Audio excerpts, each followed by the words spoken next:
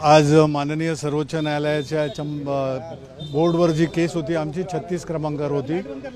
Cases येत गेल्या. आम्हाला अपेक्षा होती दुपारनंतर लागलीच आमची केस बोर्डवर येईल आणि आर्ग्युमेंट सुरू होतील, परंतु काही बार काउन्सिलच्या सुनावणीमध्ये भरपूर वेळ गेला.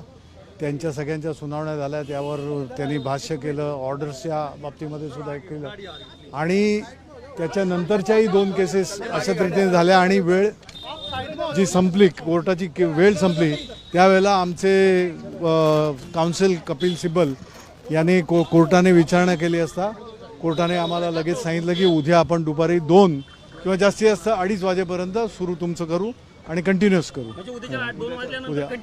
उद्या 2 वाजल्यानंतर युक्तिवाद आपल्या बाजूने कपिल सिब्बल साहेब करतील, कामत साहेब करतील, जे आता ज्या कोर्टामध्ये राहील त्याप्रमाणे. आज खरं तर खूप तयारी करून आज कपिल सिब्बल 2 वाजल्यापासून बसले. तयारी ही सारखी करावीच लागते आणि तयारी करूनच काउन्सिल येत असते. पण कोर्टाची जी गती होती त्यानुसार असं वाटत होतं की प्रकरण येऊ शकेल, सुनावणी होईल. दुपारच्या वेळेला असं वाटलं होतं, कारण 20 वगैरे नंबर होऊन गेले होते, परंतु काही प्रकरण बार काउन्सिल ऑफ इंडियाचे जी काही त्या बाबतीमध्ये खूप वेळ गेला.